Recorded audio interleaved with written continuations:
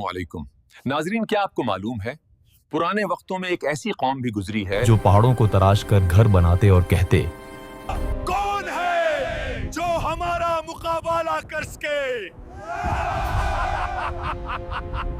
लेकिन उनकी नाफरमानियों की वजह से उनको उन्हीं महल्लात के नीचे गरक कर दिया गया, और वो थी कौम आद, जो कि जजीरा अरब के जनूब में आबाद थी। कुरान व तारीख के मुताबिक उनका इलाका अल-अहकाफ कहलाता था। ये कौम इस इलाके के कदीम शहर इरम ज़ात-ए-इमाद में मुकीम थी, जिसकी ऊंची ऊंची इमारतें, सत्तूनों वाले महल, पत्थरों से तराशे गए घर थे। कुरान में ख़ास तौर पर तारीफ की गई है कि उन जैसी कोई कौम और कहीं भी पैदा नहीं की गए। उनके जिस्म पहाड़ों की तरह मजबूत और कद बादलों को छूते थे। उनके बाजू और सीना उस कदर मजबूत था कि बड़े से बड़ा पत्थर भी बच्चों के खिलौने की तरह उठा लेते थे। मजबूती के बावजूद वो दिल के नर्म नहीं थे। गुरूर, सरकशी और तकब्बुर ने उनके चेहरों को सख्त बना दिया था। वो अपने कद, ताकत और जिस्मानी बल पर इतना गुरूर करते कि कहते, है कोई हमसे ज्यादा ताकतवर। कौम आद के बड़े बुजुर्ग अपनी बैठकों में कहते हैं, ये हवा हमारा कुछ नहीं बिगाड़ सकती, ये तो दुश्मन के लिए है। इनके न सिर्फ कद लंबे थे बल्कि इनके जिस्म की बनावट भी आम इंसान से मुख्तलिफ थी। इनके पांव उस कदर लंबे थे जिसके निशानात हाथी से भी ज्यादा बड़े थे। उनके इस्तेमाल की हर चीज ही दीवकामत होती थी। उनको क्या मालूम था जिसको वो अपना पैरोकार समझते हैं वो ही उनकी तबाही बनेगी। उन्हें हर तरह की नेमतें हासिल थीं, लेकिन वो फिर भी नाफरमानी में डूब गए और बितुओं की पौजा करने लगे।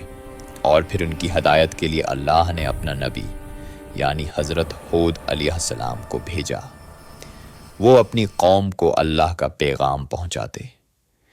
कुरान मजीद की सूरह अल-अराफ की आयत नंबर 65 से 72 तक हजरत हूद की नसीहत और उनकी कौम का इनकार मौजूद है। तुम्हें अपने रब के पैगाम पहुंचाता हूं और मैं तुम्हारा अमानतदार खैर ख्वाह हूं। लेकिन उनकी कौम हंस देती और कहती, क्या तुम हमारे पास इसलिए आए हो कि हम सिर्फ अल्लाह ही की इबादत करें और जिनको हमारे बाप दादा पूछते आए हैं उनको छोड़ दें? तो अगर सच्चे हो तो जिस अजाब से डराते हो वो ले आओ। हजरत हूद ने कौम आद को कई साल तक समझाया, मगर तकब्बुर और गुरूर ने उनके दिलों को पत्थर बना दिया। जब उन्होंने जुल्म, नाफरमानी, बुत परस्ती और अल्लाह के हुक्म का इनकार हद से बढ़ा दिया तो अल्लाह ताला ने उन पर पहला सख्त अजाब भेजा। फिर अल्लाह का फैसला आया। सबसे पहले इन पर कहत आया। 3 साल तक पानी की एक बूंद भी न बरसी। नदी नाले सूख गए, बागात जल के राख हो गए। लेकिन वो फिर भी अपने गुरूर में डूबे रहे और कहते, पानी की कमी कौन सा आजमाइश है, हम एक मजबूत कौम हैं। कुछ ही उर्से में कौम आद से वो हंसी, वो शुरोगल गायब हो गया जो आसमान तक बुलंद होता था। आहिस्ता आहिस्ता जानवर मरने लगे, लोग प्यास से मरने लगे। ऐसे में सरदार हजरत हौद के पास गए और कहा, अपने रब से दुआ करो। अल्लाह ने उनकी दुआ कबूल तो की, लेकिन इस कौम की आजमाइश भी की कि आसमान पर 3 बादल भेजे गए, सफेद, सर्ख और सियाह। और कहा गया, उनमें से अपनी मर्जी का बादल चुन लो। और वो खुद पर फख्र करते कहने लगे, हमें मालूम है स्याह बादल में पानी है। स्याह बादल पूरे आसमान पर छा गए। कौम आद के लोग खुश हो गए कि आज बारिश बरसेगी, रहमत उतरेगी। लेकिन अल्लाह को तो कुछ और ही मंजूर था। पहला झोंका आया और उसने अपने साथ भारी खौफनाक पत्थर उठा रखे थे। यूं लगता था जैसे हवा उनका नाम वो निशान मिटा रही।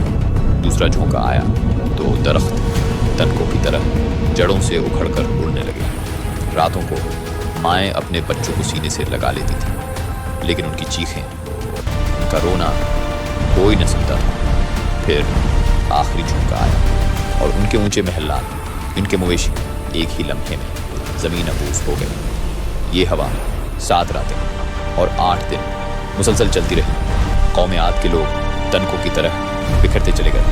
आसमान ठारता रहा, ज़मीन लरजती रही। अल्लाह ने उनका गुरूर, उनके बुत, उनकी शान, सब कुछ रीत में दफन कर दिया। जब हवा रुकी तो बाकी रह गया सिर्फ रीत का समंदर और खजूर के तनों की तरह बिखरे हुए बदन और बच्चे, वही लोग जिन्होंने हजरत हूद की बात मानी और अल्लाह की इताअत को चुना। आज भी रेत के नीचे इरम ज़ात लेमात एक अबरत, एक गवाही बनकर दबी हुई है। सुनो, इज्जत ताकत में नहीं, शान महलों में नहीं, असल इज्जत सिर्फ और सिर्फ अल्लाह की इताअत में है। कौम आद मिट गई, लेकिन आज भी वो गुरूर हम में मौजूद है। क्या हमने उनके अंजाम से कुछ सीखा?